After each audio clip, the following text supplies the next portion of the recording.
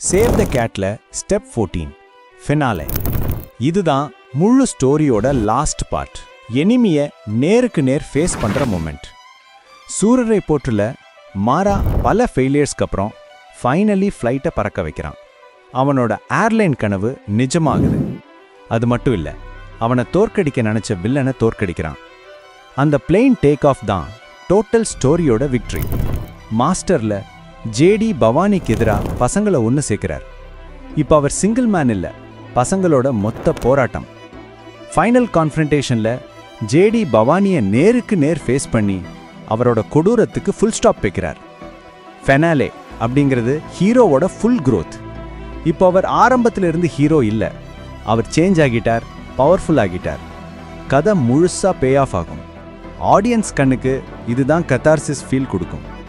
Next step பார்க்கணுன்னா மறக்காம final touch cine அகாடமியை follow பண்ணுங்க.